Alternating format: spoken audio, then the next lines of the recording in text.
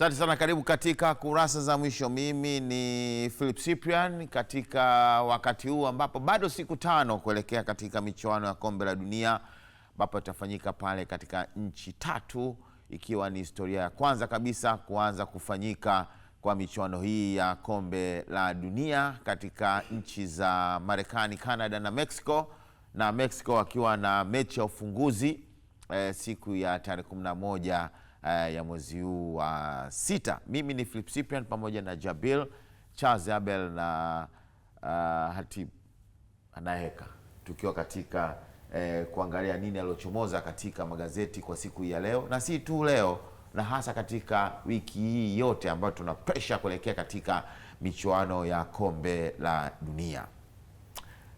Jana FIFA juzi na jana FIFA waliweka kitu kinachoitwa kwamba unajua sasa hivi kila sehemu kuna namna ambavyo tutakwenda kuianza kabla ya kick off. FIFA unajua mwaka huu wamekuja na vitu vingi sana. Wameweka utaratibu wa kuweka bendera ya nchi husika zote mbili wapinzani, alafu wale wachezaji zinazokutana kwenye ile mechi husika, ambao kwa kawaida ipo, lakini wameboresha. Kwanza ni bendera kubwa, sasa hivi safari itakuwa ni bendera kubwa, alafu wachezaji wale wakati nyimbo za taifa zinapigwa watakuwa wamekaa mbele ya zile bendera katika ile cycle ya kwanza kwa mechi. Ndio bendera itakopa upande wa huku na nyingine itakopa upande wa huku. Kwa hiyo wale wachezaji wale, kwa mfano bendera ya Tanzania iko upande wa huku, wale wachezaji watakaa upande wa huku wakati nyimbo za taifa zinapigwa mbele ya ile bendera, na upande wa huku mbele ya ile bendera, ikiwa ni wanasema kwamba kutengeneza hisia za utaifa na uzalendo kwa timu husika na katika mapambano kama yale. Uliona hiyo? Nimeiona. Kitu kikubwa ambacho wanakifanya wenzetu wao kama shirikisho kama la soka la FIFA, kila kitu unachokileta unaweza kukuta kilikuwa kiko nyuma miaka 3 nyuma. Yaani wanakijadili, zinakuja research mbalimbali, wanaziangalia, wanazifanyia utafiti. Kwa hiyo unafika mwisho unakuja wanasema hiki hapa kitakwenda hivi kwenye ligi, kwenye mashindano yajayo. Kwa hiyo hamna kitu ambacho kina unaweza kukuta FIFA wameamka asubuhi wamekiintroduce. Yaani wenzetu wanakwendaga na utafiti. Na wanaendaga na utafiti kwa sababu kuna saa nyingine incidents zimetokea au kuna tukio lilitokea linawafanya wafanye kitu fulani. Nilikuwa natoa mfano wa juzi UEFA kuleta mechi saa mapema zaidi. UEFA ile ya finali. Kama unakumbuka zamani sana, waandishi wanakumbuka, tulikuwa tuna finali ya Champions League ilikuwa inachezwa Jumatano. Ilikuwa Jumatano usiku. Kama mashindano yalivyokuwa yanachezwa Jumanne na Jumatano. Baadaye wakaileta Jumamosi. Sasa hivi wameleta Jumamosi, lakini hiyo Jumamosi itakuwa mapema. Yaani sio ya mwaka huu tu imetokea incidents ndio itakuwa hivyo. Sasa ukisoma pale kwamba kwa nini hao wameleta mechi hiyo inachezwa mapema. Wanasema kwamba ya kwanza wanataka zile mechi ziangaliwe na kila rika. Ile mechi ya finali. Na unaweza kuwa shahidi, labda waandishi wanaweza kuwa shahidi, hata watoto wetu wameangalia ile finali kwa sababu muda ule ni mapema kabisa. Ni ngumu mtoto kuwa amelala. Umeona huo utafiti. Lakini wakasema waligundua kwamba ule muda unaochezwa wa saa 4 saa 5 kuna nchi zingine ni muda mbaya sana kwenye kuangalia ile mechi. Sawa, yani kama tunavyowaza sasa hivi World Cup inavyokuwa, kuna watu nao watakuwa muda mbaya sana. Kwa hiyo ndio maana umeleta mapema. Kwa hiyo unaona, lakini ile unaweza ukajua UEFA wamekurupuka. Hapana. Yaani umefanya kabisa utafiti, research, mtu akaja akaleta bwana hii ndio hivi. Ulishajiulizaga zile mascot ambazo zipo katika mashindano ya FIFA na CAF, maana yake vile vikatuni? Si vikatuni vile ambavyo vinakuja labda imevaa bendera kusalimia mchezaji. Ndio nakwambia, yani kila kitu ile. Ngoja nijaribu kuchomekea afu tutaweka katika mjadala. Ile wakati naisoma ni kwamba FIFA waliona kwamba ni afadhali yani kwa mfano kama watoto wakiona kitu kama kile, unajua watoto wanapenda cartoon, wanafurahia, wanakopa, wanapenda mpira toka utotoni. Kwa hiyo kuna vitu ambavyo vipo ambavyo FIFA, mpira ni zaidi ya mpira unaojua. Ndio ninakwambia, yani wenzetu vitu vingi wanavyokuja navyo unaweza kufikiria kama ni watu waliokurupuka, lakini ni watu ambao wamefanya utafiti na sio utafiti labda wa mwaka mmoja. Yani watu wanafanya utafiti miaka miwili. Yani wapo pale FIFA, kuna watu kazi yao ni hiyo, yani wapo pale kwenye kitengo cha research, kazi yao wanafanya hivyo vitu. Kwa hiyo unakuta mara nyingi sana vitu vingi vinavyokuwa introduce na FIFA au CAF unakuta ni vitu ambavyo vimefanyiwa utafiti. Okay. Kwa hiyo sio vinakuja tu kwa bahati mbaya au kwa nini, lakini wanavifanyia utafiti, vinakuja. Na kwa mfano mwaka huu nimesikia waandishi watazungumza kwamba kila mechi kutakuwa na kama ufunguzi, sio? Si unaona hiyo? Kwa hiyo manake sio kwamba wamegundua sio watu waje tu wakati tiketi wakae katika mechi kushangilia, yani na burudani nyingine nayo wapate. Sawa. Hiyo ni kuelekea kombe la dunia, bado siku 5 na Machi 104 zitakujia, na nikutaarifu tu kwamba kuna sheria na kanuni mpya ambazo zimekuwa introduce. Nikaa na mtania mwenzangu Charles Abel, kuna sheria ya namna hii, mchezaji anafuata maamuzi anafanya hivi. Je, Charles Abel, unafikiri ile sheria au kanuni kila katika tournament kuna kanuni ile pale ambayo imeenea? Kwa mfano mimi nimechezewa mimi mchezaji, alafu nikataka yule mchezaji, nikataka na heka, ndo mchezaji na heka aadhibiwe, nikajidai kumwambia mwamuzi, si atasimamisha mpira afu atamwadhibu. Ile mimi naona kama ina ukakasi, kwa sababu ile sheria ni inaonyesha kabisa akifanya vile kwamba kuna viashiria vya kibaguzi. Wewe unaionaje? Unajua kiasili kabisa kuna haki ya msingi ya binadamu ambayo duniani kote inatakiwa ifanyiwe kazi. Ya duniani kote inatakiwa tu hiyo, kila mwanadamu duniani ana hiyo haki ambayo tunasema ni haki ya kusikilizwa. Yaani hiyo ni haki ya msingi ya kila binadamu. Sasa mimi binafsi, kwanza hii kanuni ni nzuri. Yaani kanuni si ibezi, ni kanuni nzuri kwa sababu lengo ni kujaribu kupunguza au kukomesha vitendo vya ubaguzi wa rangi. Lakini kwenye michezo tu, yani kwenye soka sana sana. Lakini kwa mtazamo wangu nadhani ingetakiwa kuwekewa vipengele, kwa sababu ninachokiona kama inaweza ikatumika vibaya na baadhi ya wachezaji, kwamba kuna mazingira mchezaji inawezekana na ifesi, yani contract ya, yani wachezaji inaweza wakaitumia kutafutiana kadi. Sasa unajua hadi mtu baadaye aje kusikilizwa, pengine tayari refa ashamwadhibu. Kuna namna ya kwenda kwenye VAR hapa.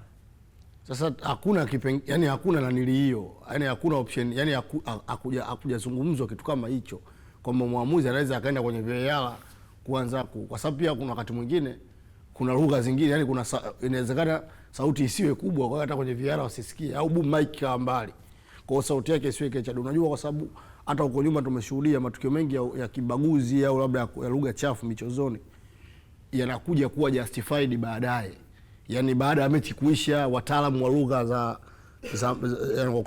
wa kusoma hizi lipsi matamshi ndio wanakuja kujua kwamba Zidane alitukana kweli na Materazzi. Lakini sasa hivi ina maana situation kama ile, mtu ni mwamuzi anatakiwa atake reaction hapo hapo, kitu ambacho unaweza kukuta inaweza, kwa mfano babu, mimi labda nimekubagua wewe, au labda sijakubagua lakini umeamua kunitafutia mimi shoti, refa akinipa kadi nikatoka nje, maana kwanza nimeshagharimu timu yangu, lakini hata baadaye kija kugundulika kwamba mimi sikubagua wewe, tayari timu yangu ishapoteza mchezo na matokeo uwanjani yanabaki kama yalivyo. Kwa hiyo nadhani FIFA wangeweza kutazama ili jambo kwa pande mbili. Hatufurahii vitendo vya ubaguzi, lakini pia hatufurahii mbinu, yani kutumia hizi kanuni vibaya. Ndio wao unajua ili jambo litaenda baadaye, inaweza ikatokea incident ambayo ikasababisha huo mjadala uje kwamba upande mwingine pia nao usikilizwe, kwa sababu wakati mwingine kuna baadhi ya wachezaji na wanafahamika wamekuwa na inasemekana wamekuwa na tabia ya kuprovoke upande wa pili. Lakini FIFA haijazungumzia hilo pia, kwa sababu nao pia wanatakiwa waadhibiwe, kwa sababu provocation kwenye mchezo sio jambo zuri. Lakini naomba nichangie kidogo, japo mjadala wa mwanzo ambao ulimuuliza Jabiri.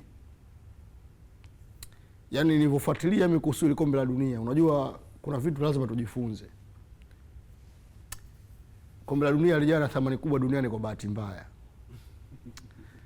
Na wenzetu mpira wao umekuwa juu sio kwa bahati mbaya. Naomba uchukue gazeti la Mwananchi hapo la leo, fungua ukurasa wa 23.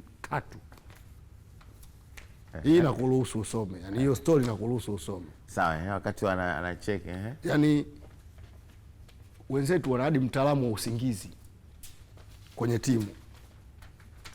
Yaani mtu kaajiliwa anadili na usingizi tu, yaani kwa ajili ya wachezaji na staff wa timu. Hiyo story ya England. England wapewa zuio kutumia dawa za usingizi. Umeelewa? Yaani huyu ni mtaalamu wa usingizi. Saa 4 za usingizi usiolizisha katika usiku baada ya mechi bila kutumia dawa za usingizi ni bora kuliko saa 8 za usingizi unaondokana na matumizi ya dawa nyingi za usingizi. James Wilson ni mtaalamu wa usingizi. Umeona?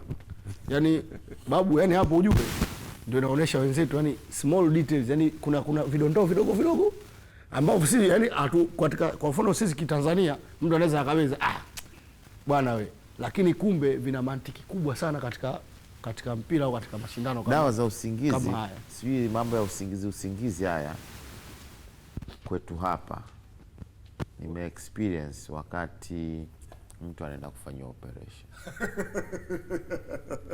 Mtu anakwenda kufanywa operation ya aina yoyote. Yaani katika vile vipimo sijui vipimo vya damu, vipimo sijui vya damu, sijui vipimo vya mwili, sijui nini, inafika bwana siku unakwenda kupima usingizi wako. Yaani unaambiwa kabisa kwamba kesho uje Okay. Tupo katika maeneo ya kombe la dunia. Tuliishia kwenye mambo ya usingizi Yes, alikuwa anaelezea Charles Abel kuhusu swala la timu ya taifa England ambalo hiyo makala imeandikwa kwenye gazeti la Mwananchi ukurasa wa 23. England wapewa zuio kutumia dawa za usingizi. Asante. Kuna kanuni nyingine ya VAR itatumika kwenye kona na heka. Kwenye kona na pia kuamua kama ni kona na pia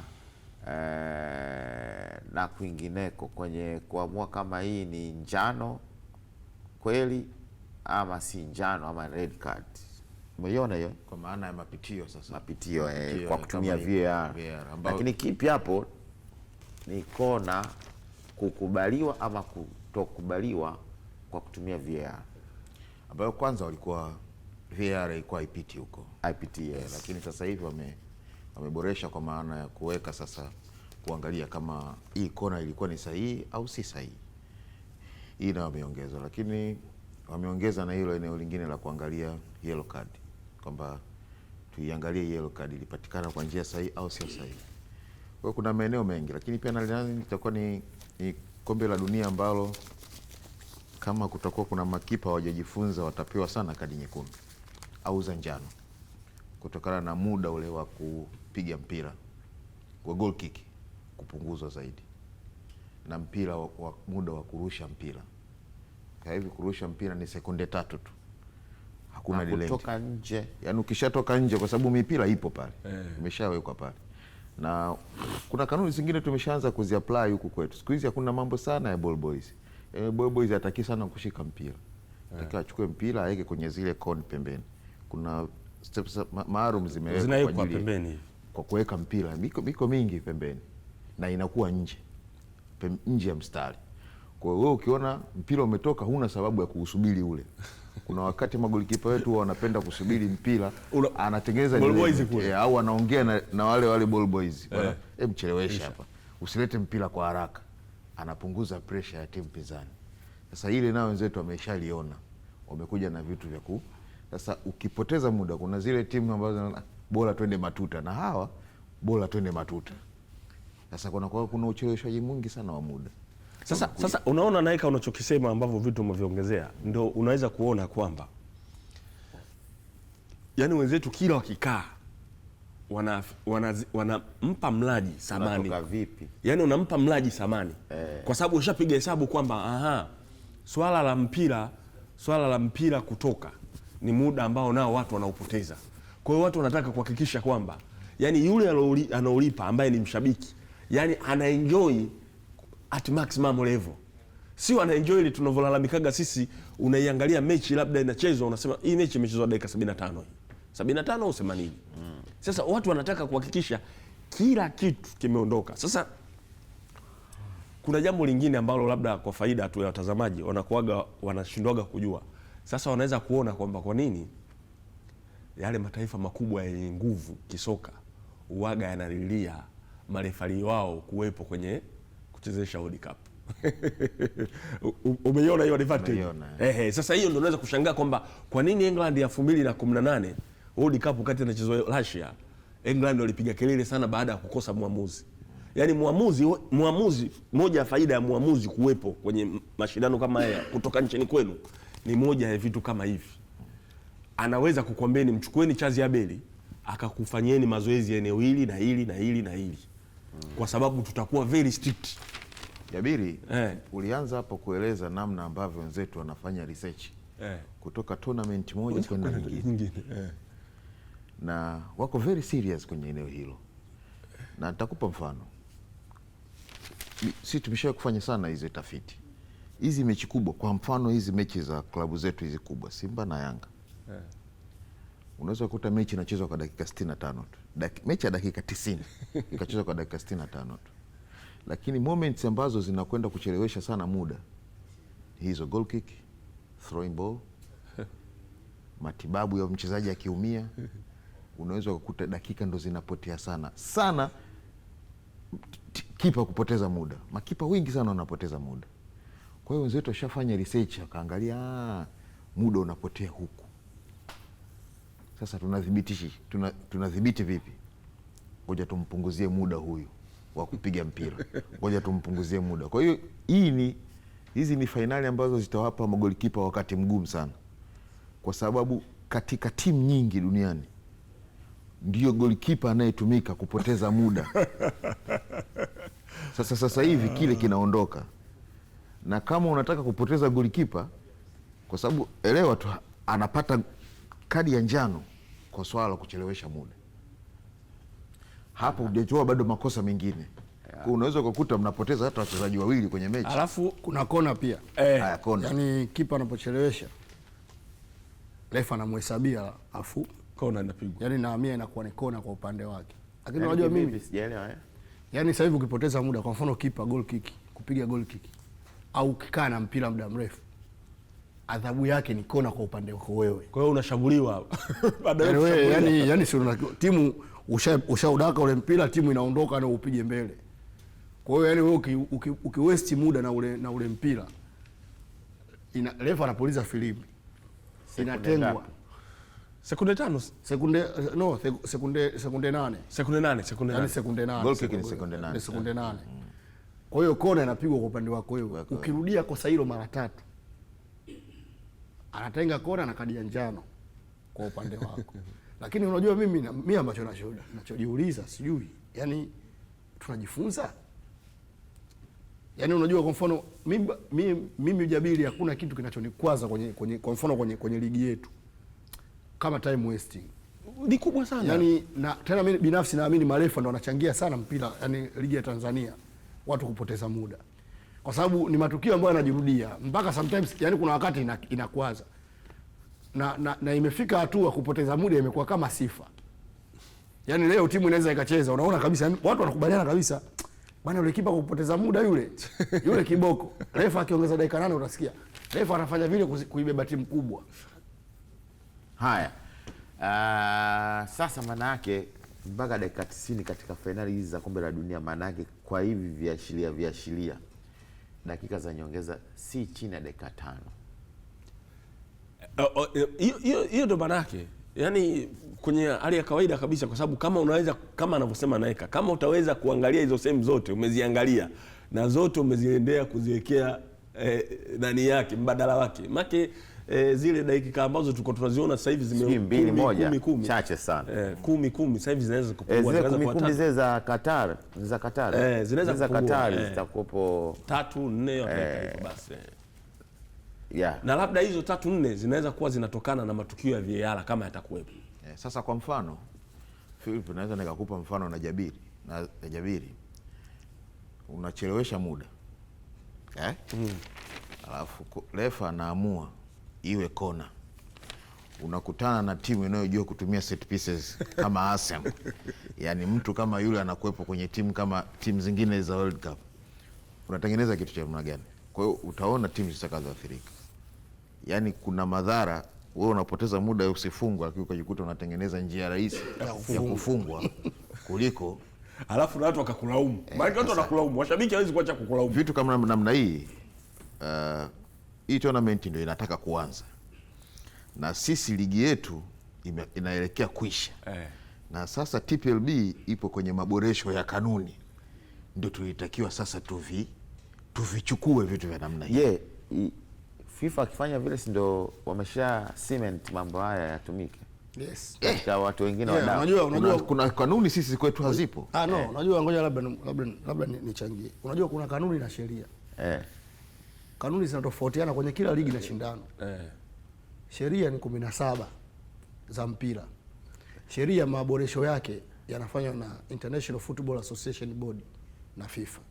Ambayo International Football Association Board IFAB yeye ndio inahusika na marekebisho yote ya sheria 17 za mpira wa miguu. Sasa hiki ambacho tunakizungumzia hapa ndio ni sheria ya mpira wa miguu. Time duration. Yani kudetermine outcomes of the game.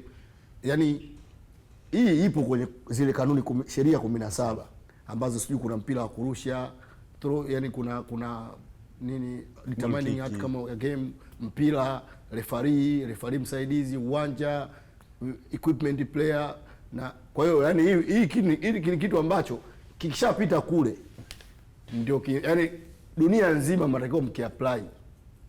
Yani sio kwamba inakuja tu kubatumana. Na hata leo ukiangalia hapa kwenye zile sheria 17 za mpira wa miguu, ukiingia kwenye toleo la msimu unaokuja 2026-27, kwa sababu zile kila mwaka wanatoa toleo yani kama kitabu tayari unaikuta kwenye katika ile kanuni ya muda wa mchezo.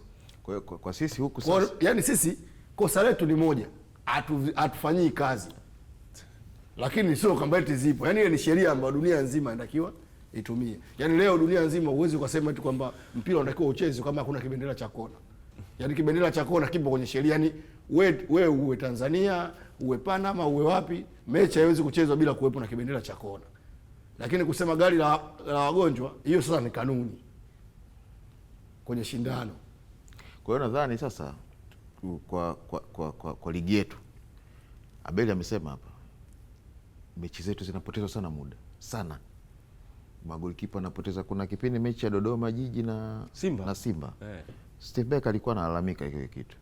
Ni wakati sasa wa TPLB, kuna mtu makini sana hapa, Nasor Idris, watengeneze sasa maboresho kama haya. Wakati huu sasa tuko kwenye maboresho ya kanuni na sheria. Wachukue vile vitu, tuadapti sasa, tuvilete kwenye ligi yetu ili tuweze kuona ladha sasa ya mpira. Kuna watu wengi wanaangalia hii mpira nje ya nchi kupitia Azam TV, watu wanaangalia. Kwa hiyo waone sasa kuna ukule, na tunaenda kwa sisi tutakuja kuandaa AFCON. Watu wachezaji wetu tuanze kuwazoesha hivyo vitu vinabadilika. Mpira uchezwe kiwanjani. Mpira uchezwe kiwanjani. Timu bora ishinde. Sio tuanze kuangalia mechi ambayo itakiwa kucheza dakika 90 inachezwa kwa dakika 55 au 60. Halafu timu inatoka inashangilia hata umepata sare. Lakini umeipataje sare? Kwa kupoteza muda.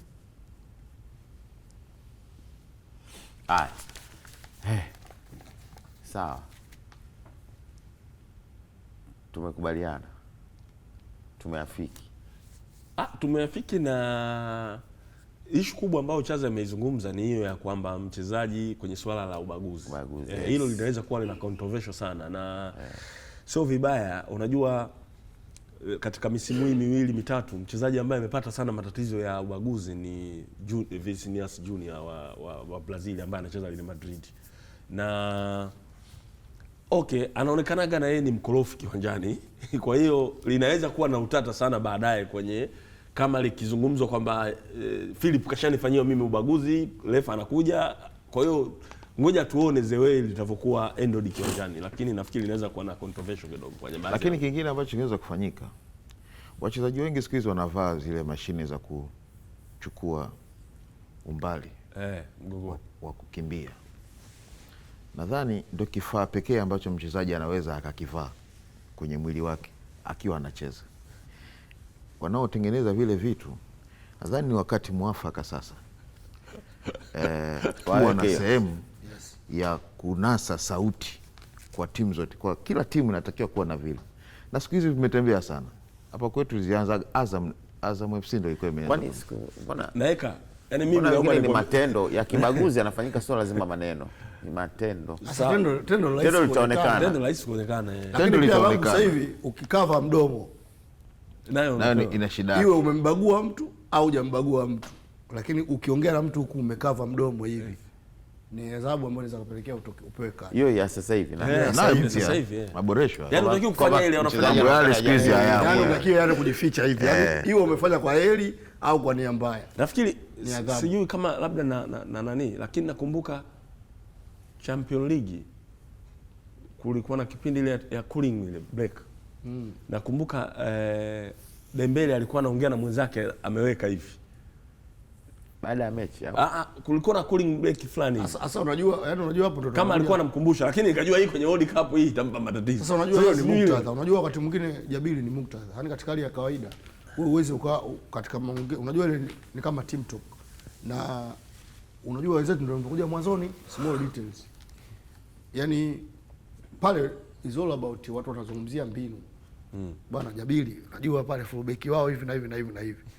Ukisema kwamba mtu unakaa hivi tunaongea kawaida mimi na wewe timu ambayo ni timu moja. Kuna watu wana study kile kitu unajua, na kuna watu wanajua kusoma lugha ya taalamu. Tayari ndio anaweza kumjulisha bwana Arteta, sikiliza, au wanapanga kitu hichi na hichi na hichi na hichi. Sio, umeelewa? Nadhani itaangalia zaidi unaongea na nani? Yaani opponent. Unajua, unakumbuka kesi ya Jose Mourinho na Ashley Cole walivyonaswa wakati wanafanya issue ya usajili. Of course walikutana tu kwenye mgahawa. Yaani walitengeneza tukutane kwenye mgahawa. Wakakutana kwenye mgahawa. Kilichokuja kumnasa Jose ni yale matamshi. Hiyo sasa hiyo naongea mimi na wewe hapa, lakini kuna wenzetu tayari wana vitu vya kujua wale walikuwa wanazungumza nini. Ndio zilikuja sasa hizi cover za kufanya hivi. Mtu anaziba mdomo, anapeleka hizi zisionekane hizi. Sasa ina athari yake pia. Kuna wengine wanazungumza mbinu, ndo kama hivi Abeli anasema watanasa, watu watachukua, lakini kwa FIFA na maana wao watakuwa wanaangalia sasa hiki kitu kilichokuwa nakifanya kina athari hii. Vile vya mbinu za timu wataachana nacho. Wao watachukua vile vitu sasa vyenye shida na mambo ya ubaguzi wa rangi. Kwa hiyo ni kitu ambacho bado vinabidi viendelee kuboreshwa taratibu. Okay. Ni kanuni ambazo zitaleta shida kidogo. Tucheki na hii kwa sekunde kadhaa. Yule kipa wa PSG kama mlimona wakati wa penalty alikuwa kugezea. Likarabasha la kugezea. Uliliona au? Niliona alikuwa anafundishwa na kocha wake. Mbona imekupo kama watu wanaicriticize? Wanakosea. Yaani mimi wanamlaumu yule kipa. Wanakosea. Unajua watu hawajui. Kwanza inaruhusiwa. Inaruhusiwa kuingia nalo golini. Ndio maana unakuta anaangalia anaweka pembeni. Aliweka pembeni. Yes, ndio utaratibu. Yaani uweze yaani golini aliruhusiwa kuweka kitu chochote. Even taulo wala nini. Kwa ile taulo lake liko linakaa pale pembeni, unaweka pembeni ya goli. Yaani nje ya goli. Yaani hakutaki kuwepo na equipment yoyote ambayo inaweza ile nayo inahisi kuna namna ile. Desi naweka nyuma ya mchezo. Ile ni vitu vya kawaida. Kama unakumbukumbu walicheza kuna Egypt kipao alika kwenye chupa ya maji wamefumushia. Yaani unajua ndio tunapokuja kwenye utamu wa mchezo wa mpira wa miguu. Yaani mpira wa miguu sio static, ni dynamic. Wewe leo unaweza kuonyesha kwamba Victor Gyökeres penalty zake anapiga upande wa kulia. Siku Gyökeres akaamua tunakupigia kushoto na akakufunga. Au anaweza akapiga huko kulia na akakufunga. Ndo utamu wa mpira. David James alikuwa kipa wa England. England ilipigwa 2-1 na France. Mechi ilivyoisha akasema, akaulizwa imekuwaje, kuna goli ilifungwa na foul ya Zidane. Akaulizwa ilikuwaje umeruhusu goli la foul? Akasema katika video nilizopewa sikuletewa video ya Zidane akipiga foul. Unajua yani anavyosema Chazi, wenzetu wako mbali sana. Hata kombe la dunia 2006 Ujerumani alimfunga Argentina 2-1 au 2-1. Mechi ilivyoisha kwenye analysis, kipa wa Arsenal alikuwa nani yule, Jens Lehmann wa Arsenal yule, si ndio alikuwa timu ya taifa ya nani. Of course mimi ile mechi nilivyokuwa naiangalia nilikuwa iko kitu kilinistaajabisha sana, kwa sababu by then Argentina kulikuwa na defender anaitwa Robert Ayala. Alikuwa mzuri sana wa kupiga vichwa. Ile mechi kona zote alizopiga dakika 120 Argentina, zote Jens Lehmann alikuwa amedaka. Zote. Yaani hamna hata moja ilimfikia mchezaji yoyote wa Argentina wala wa Ujerumani. Zote alidaka yeye. Yaani ikipigwa yeye anaenda anadaka. Mechi ilivyoisha wakati wanamuoji akasema kama kuna jambo ambalo tulilifanyia analysis mimi na kocha wangu makipa ni zao ya Argentina wanavyopiga kona kumtafuta Robert Ayala. Kwa hiyo hivi anavyosema Chazi ni kwamba wenzetu wanafanya kazi sana kuelekea kwenye mechi. Yaani kazi inafanyika mno kuelekea kwenye mechi. Kwa hiyo unaweza kukutana na kitu pale Philip ukaanza kukilalamikia, kumbe watu wamefanyia kazi. Yaani kuna wakati babu mtu anaweza akatafuta kadi ya makusudi. Bruno Fernandes nadhani alishakuzungumza hiyo game. Anakuambia kuna mechi Manchester walikuwa wamezidiwa kweli yani. Anakuambia mimi nilichokifanya nikaenda kutafuta kadi ya makusudi kwa muamuzi ili timu ipumzike. Yaani mimi kubishana kabisa na muamuzi, yani kwamba mimi bora nibishane na muamuzi nipewe kadi ya njano. Lakini angalau sasa timu ifanye nini? Timu ipoe. Hebu imagine. Haya jamani. Mambo ya kombe la dunia hayo kombe la dunia hiyo. Kombe la dunia tumesema kwamba ni tamasha la dunia. Na mwaka huu limeboreshwa sana. Limeboreshwa sana. Yaani ni zaidi ya football. Zaidi ya football. Hata ukiangalia kwenye entertainment, mambo ya half time kibao kile cha Shakira half time. Kukupa muda uko nyuma. Yaani ndio maana nakwambia, yaani kuna siku maalum ya performance ya kina Shakira. Kwa hiyo na unajua nchi za wenzetu zile zilivyoendelea, na nafikiri Gelson Msigwa kama utanisikia pamoja na kamati ya maandalizi, so unaona vile World Cup itakuwa inafanyika. Sasa mechi zinaisha. Unajua mechi inapoisha washabiki wanakuwa hawana kitu cha kufanya pale, kwa sababu mechi imeisha. Alafu kuna wale watu kwamba yeye anasubiri mechi ya nchi yao tu. Sasa unakuta nchi kama zile Marekani au Mexico, kama Mexico zile na mambo yao ya muziki yao ile ya Mexico, unajua Spanish wanaongea na nini, na muziki yao. Wanakuwa kwenye zile open space zao za kwenye mji. Wanakuwa wanaweka kama sherehe fulani hivi. Kwa hiyo yani mtu akitoka kule anakuambia labda hapa Dar es Salaam anapopapenda Chazi labda, bwana twende boardroom size. Kuna muziki pale nini. Kwa hiyo wana zile space. Kwa hiyo hata ilivyochezwa Copa America, zilichezwa Marekani, ulikuwa unaona wale washabiki wa Brazil, Argentina, Colombia walikuwa wakitoka wanaenda pale New York Square. Kuna sehemu Marekani inaitwa New York Square. Sijawahi kufika ila naisoma. Kulikuwa pale kunafanyika matamasha. Kila baada ya game kuna tamasha pale inafanyika. Kuna msanii ana perform pale. Kwa hiyo nafikiri na sisi tuangalie kwenye AFCON yetu pale, unaweza kusema kwamba bwana mechi kisha hapa unafika hapo Mwembe Yanga kidogo. Kuna vitu na hicho mimi nimejifunza kwenye finali, yani hivi karibuni matukio ambayo yamefanywa na watu wa Arsenal Tanzania. Yaani ndio imeonyesha kwamba watu wa mpira Tanzania kuna vitu wanavikosa.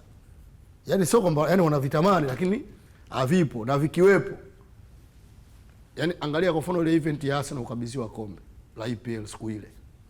Yaani mji mzima, yani unaona kuna maeneo yani watu wamekaa mkusanyika, wanaenjoy hivi na hivi. Haya, tusome kidogo magazeti ya leo. Tunajua kwamba kuna gazeti la Wana Sports, wana ligi yao, ligi inarejea. Ligi inarejea na tutaendelea nayo wakati kombe la dunia nalo likiwa limekwisha anza. Gazeti la Wana Sports wanasema Simba yazuia dili la Kamara, Yanga yafuata. viungo wawili hivi. Yanga washaruhusiwa kusajili Trump fainali ya NBA. Nitaka tukisoma hivyo, naona kuna Ibenge mpaka 2028. Sababu Azam, Mwananchi umekwenda mbali sana, wamesema sababu Ibenge kubaki Azam. Nisikia familia Victoria, ameandika Victoria Mekiadi katika mitandao ya kijamii hii, nisikia si alikuwa anahitajika na Mali, japo Mali washamtangaza kocha mpya. Nilisikia kwamba alikuwa anahitajika Jabil na Mali, lakini nikasema baadaye nikaja nikaona kwamba sababu za kifamilia zimemsababisha kwamba Boa Chikabel, sababu za kifamilia zimemsababisha asiende kule kuwa kocha wa timu ya taifa ya Mali. Hata Azam si familia yake. Wanasema hiyo sawa. Nikasikia clip ya kocha Ibenge, unajua tunaunganisha doti sisi. Anasema ule wimbo gani ule Abel? I'm happy. I'm happy. Umesikia bwana. Zaka za kazi utamweza bwana, zaka za kazi unaweza kushindana na zaka za kazi. Nikamkuta zaka za kazi. Hatari. Ulimkuta? Hilo la mwepi. Nikamkuta zaka za kazi. Utampenda. Alafu mimi nilimwahi tu kumwambia hebu tuache kwanza, kwa sababu nikajua ataanza kushughulikia wale watu wote waliokuwa wanasema aondoke. Ibenge anaondoka. Hivi Philip, kuna swali la msingi sana jamani. Yule mwamuzi wetu bora Afrika ameshakwenda Marekani? Kashaondoka jana. Ameondoka jana. Jana alipata visa. Alipata juzi. Alipata visa. Ashaenda. Imekuwa habari njema sana. Amepata visa. Okay, twende kwa Ali Bakari. Twende tukashuhudie nini ambacho anacho mtaani. Ali, tuambie nini ambacho kipo mtaani. Sisi hapa leo tumeamka na kombe la dunia, japo tumegusa kidogo sana mambo ya habari za hapa za ligi, lakini tumeamkia kwenye kombe la dunia. Nataka kila mshabiki unayoongea naye aseme kwamba ni timu gani anatamani ifike fainali. Sawa? Limeisha hilo Filipo Cyprian, na nikwambie tu kwamba sisi tunakupata vizuri sana katika kona hii ya kuelekea Mabibo sokoni. Hapa ni Mabibo mwisho wenyewe wanapaita, lakini leo hii pameamka na neema ya mvua. Unaweza ukaiona hiyo mtazamaji wa Azam Sports 1 HD, lakini pia mtazamaji wa kurasa za mwisho. Unaona kuna hali ya mvua hapo mbele yako. Huwa mara nyingi kunakuwa na mabenchi kwa ajili ya kahawa, lakini sasa kahawa kidogo imekuwa shida kukaa hapo, na kilichosalia unaweza kaona jiko la kahawa lile. Lakini sasa wateja si kwamba hawapo, wameweza kusogea pembeni hapa wakiweza kusubiri huduma ya kahawa. Lakini sio tu kahawa, hata supu asubuhi na mvua, bila shaka supu inakwenda vizuri kabisa. Mimi na ndugu yangu Mohamed Mwishe tumepambana kuweza kuamka pamoja na hali ya mvua baridi, lakini tumefika katika mitaa hii ya Mabibo sokoni. Miongoni mwa magazeti, kibanda cha magazeti ni kile, lakini tumeweza kuchukua magazeti na kushika mkononi hapa. Moja ya magazeti ambayo tunayo ni gazeti la Mwanaspoti, ambalo habari kubwa inasema wana ligi yao, na kuna baadhi ya wachezaji hapa wanaonekana. Anaonekana Okelo, anaonekana Chama, anaonekana Feitoto, na huyu bila shaka si atakuwa ni Mpanzu, bila shaka huyu aliyeruka samba soti huyu. Jopo la wachambuzi hapa wanaweza kanisaidia kwa uzuri hapo kwamba ni nani huyu. Najua yupo ndugu yangu hapo Chazi Abel na wengineo, lakini hawa wana ligi yao, maana ya uchezaji bora, lakini mbio za ufungaji bora na mambo mengine. Na juu huko kuna ratiba ya NBC Premier League tarehe 12 Fountain Gate dhidi ya Azam FC, lakini pia Mashujaa dhidi ya Young Africans tarehe 13.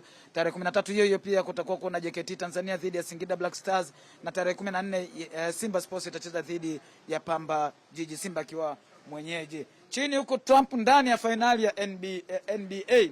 Ni mambo ya basketball.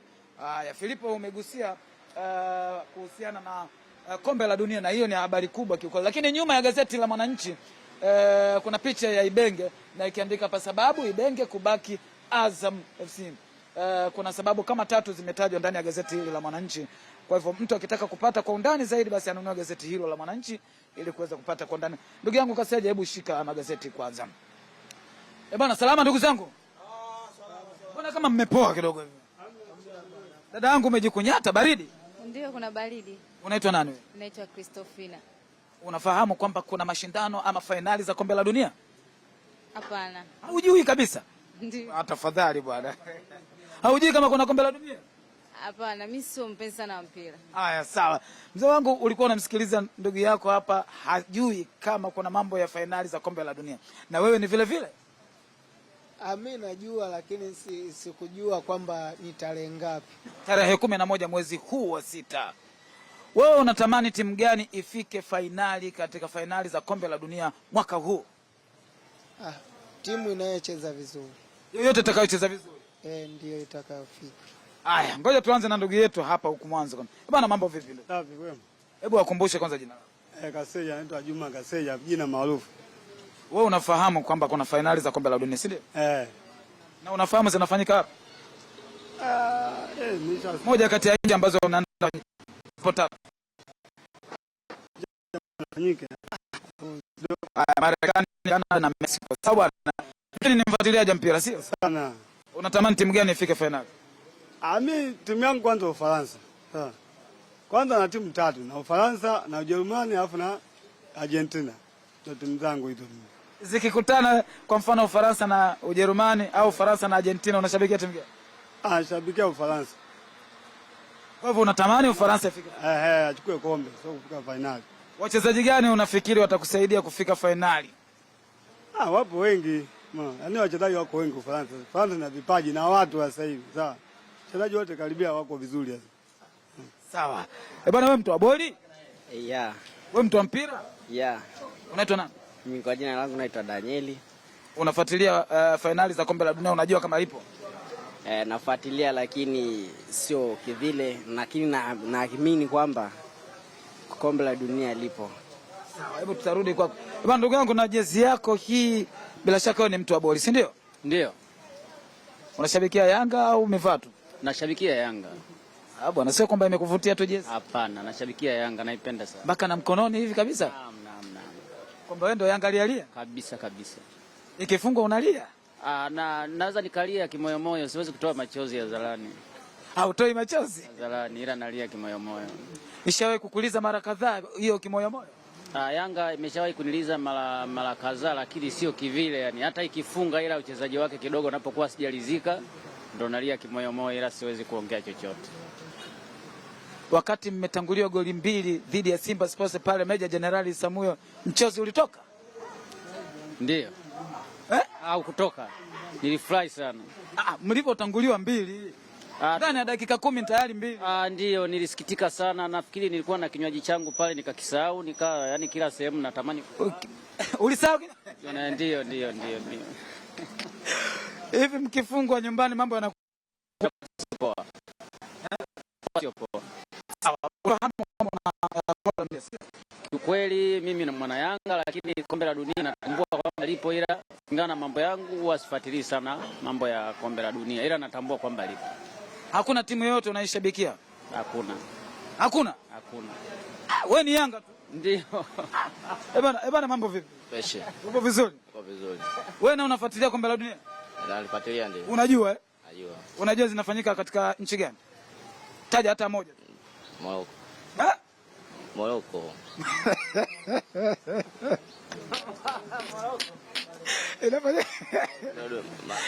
Inafanyika wapi? Marekani. Sawa. Unatamani timu gani ifike finali? Ufaransa na timu gani? Kwa mfano wakutana? Faransa na Spain. Na Hispania. Unatamani usione zikifika finali? Ndio. Hapa nyumbani unashabikia timu gani? Yanga Afrika? Ndio. Hichi kijoni cha Yanga tu? Wapo wa Simba, Azam. Wapo Simba, Azam. Mnaishi fresh tu? Naishi fresh. Sawa. Labda ndugu yetu kwa bwana, mambo vipi? Bwana fresh. Upo vizuri? Upo vizuri. Wewe unaitwa nani? Mimi naitwa Mgosi. Mgosi? Kutoka Tanga kabisa? Kutoka Tanga Lushoto. Kuna Mgosi mwenzako anaitwa Filipo Cyprian, yupo studio huko. Msalimie kwanza, mwambie ile kwa Kigosi msalimie. Bwana Zumbe, onga Zumbe. Hapo ndo umesemaje? Nimemwambia bwana, ujambo bwana kiongozi. Sawa. Sasa Mgosi, unashabikia timu gani wewe Mgosi? Mimi Mwananchi.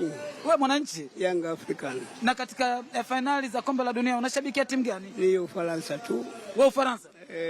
Mbona Watanzania wengi mmejiweka kwenye Ufaransa au kwa sababu kuna weusi? Wale wako weusi hapo, wala mambo mengi, wale wanacheza. Au mna uhakika na timu yenu? Tuna uhakika na timu yetu. Na mwaka huu itachukua kombe? Na finali inafika. Sijui kombe kama itachukua, lakini finali inafika. Swala la finali ni uhakika au? Uhakika. Sawa. Nataka nimpate shabiki wa Simba jamani. Shabiki wa Simba kwanza. Shabiki wa Simba. Hapo kwenye Simba umenyanyua mkono. Haya tuambie basi. Weza kwa Yanga wako umesikia namna huo wanavyojisikia. Yule bwana kaelezea wakati Simba ikiongoza magoli mawili hali yake haikuwa nzuri mpaka alisahau kinywaji. Wewe baada ya Yanga kusawazisha magoli mawili hali yako ilikuwaje? Ilikuwa sio nzuri. Manake nilikujisikia. Nyanyua sauti kidogo wakusikie. Nasema hivi kwamba mimi mshabiki ndio wa Simba wakati. Sawa. Bwana Kaseja, wewe kwa jina hili bila shaka ni shabiki wa Simba. Yeah. Tuambie baada ya Simba Sports kuongoza kwanza goli mbili zile dhidi ya Yanga. Hali yako ilikuwaje? Hali tulikuwa tunajua mechi ishaisha tayari. Ulijua ishaisha? Ya mtu mechi ishaisha. Na baada ya kusawazisha? Magoli yao chao yale kama kawaida wamesali. Haya. Twende kwa habari dadangu. Unaitwa nani? Umependeza. Bwana wewe shabiki wa mpira ndugu yangu? Kama gawa. Wewe unaitwa nani? Naitwa Emmanuel Musa. Kwenye finali za kombe la dunia unashabikia timu gani? Brazil. Unaiona Brazil yako itashinda msimu huu? Kabisa. Kabisa. Niambie mchezaji gani unaamini kwamba atakusaidia msimu huu? Neymar karudi uwanjani. Neymar lakini kaumia. Karudi uwanjani. Kuna baadhi ya mechi atakosa. Atakosa lakini ndio kama hivyo. Wachezaji wengine? Hapo kibao tu. Mtaje mwingine? Akina Rafinha, Casemiro. Mbona hapo kibao tu mwenyewe unajua. Mwenyewe unajua kaka. Casemiro? Kama kawaida. Casemiro bado anacheza? Yule kashakuwa babu. Tumweka benchi kidogo. Sawa, bwana nirejeshe matangazo kwako Filipo Cyprian. Hawa ni mashabiki kutoka katika kijiwe hichi cha Mabibo mwisho hapa. Mvua bado inaendelea. Lakini ndio hivyo sisi tunaendelea na mambo yetu ya kimichezo hapa. Nashukuru Mgosi amenisalimia mimi nasema si jambo. Ndio kitanga hicho, si jambo. Au si jambo. Sasa tunamalizia kipindi kwa siku ya leo. Tupo tunazungumzia pia kiasi hicho cha fedha atakayekuwa bingwa. So kwanza sio atakayekuwa bingwa. Kwanza kila timu inachukua bilioni 9. Kila timu ina uhakika kupata bilioni 10.5. 11 milioni 10 dola milioni 10.5. Dola milioni 1.5 ni ya maandalizi. Dola milioni 9 ni ya timu ambayo inaishia hatua ya makundi. Hiyo ndio imeongezwa sasa hiyo. No, ndio sasa hivi. Hiyo nazungumza hiyo ya kwanza hiyo ya 1.5 imeenda 2.5. No, ni 1.5. 1.5. Zamani ilikuwa ni dola milioni 1. Sasa hivi imeongezwa dola 1.5. Sasa chukulia ndio maana juzi walisema shiriki na hiyo hela. Ndio maana juzi walisema kwamba aliandika mwandishi mmoja wa Afrika. Alisema hatutaki kusikia timu yoyote ya Afrika inazungumza hajapewa posho wala hawajalipwa sio zawadi zao kwa sababu hela inatosha. Na nadhani tournament ambayo hatusikiagi kuna timu imegoma kwa ajili ya posho. Afrika. Afrika. Kwa World Cup. Timu za Afrika. Wewe. Kwanza mimi juzi kati hapa kabla Senegal hawajaondoka tayari kulikuwa na mgogoro. Umeona lakini ule ulikuwa mgogoro wa kocha. Sawa. Ndio pesa. Lakini sasa kocha alikuwa anazungumza kuhusu kupewa mkataba. Na hela zake hajalipwa. Toka kachukua kombe lile. Toka kachukua kombe Januari. Alikuwa hajalipwa mpaka anaenda kwenye World Cup. Na zile pesa kwanza walishapewa. Ikabidi serikali iingilie. Kwa CAF walishawapa zile. Obviously tutakuwa walishawapa. Tujiulize kwanza. Shida bwana naeka hapo ni hela. Yaani naeka wewe kila kitu kishakopo kwenye mkataba. Haijalishi wewe umepewa hujapewa, mimi natakiwa nipate. Sasa wewe unajua Philip anawaza kwamba zile timu zote 48 kwa hela hiyo unaopewa. Philip anawaza kwamba kama anaiona vile FIFA inafilisika. Sasa haifilisiki. Sasa ngoja sasa. Sasa mashindano yaishe, FIFA kuletee sasa revenue walizopata. Unajua ile hela kumbe wamegawa tu. Sawa, asante sana jamani. Asante sana, tumefika tamati ya kipindi cha Kurasa za Mwisho. Kusema kule tupo katika sherehe za kuelekea kombe la dunia, siku 5 zimebaki. Kuna revenge nyingi sana zipo za kukutana, ikiwemo Brazil na Ujerumani, ikiwemo Uruguay na Ghana, ikiwemo Faransa na Senegal. Ziko kama 8 nimesahau. Na moja ya jambo zuri kwenye mashindano haya, kuna historia inajirudia. 2010 South Africa, mechi ya ufunguzi ni Mexico na South Africa. Na wanaenda kukutana tena mwaka huu tarehe 11. Mexico versus South Africa. Yaani mmoja alikuwa nyumbani, mmoja alikuwa mgeni. Sasa hivi mmoja yule alikuwa mgeni yuko nyumbani. Asante sana jamani, tumefika tamati ya kipindi cha Kurasa kwa siku ya leo. Tukutane katika hivi tukiwa Jumapili, Jumamosi ijayo. Leo tarehe Alhamisi tu hapo. Alhamisi. Kwa hiyo tutakuwa inawezekana kama kuna mechi kuna kipindi kweli hapo. Itakuwa kishaisha mechi. Kwa sababu mechi saa 11 mpaka saa 1 saa 12 mechi. Sasa mechi saa 1 inawezekana kipindi kisiwe. Tuombe Mungu. Asante sana jamani kwa siku ya leo. Tukutane wakati mwingine. Mimi ni Philip Cyprian, Jabil, Abel na Naheka. Kwa sasa tuna mengi. Siku njema.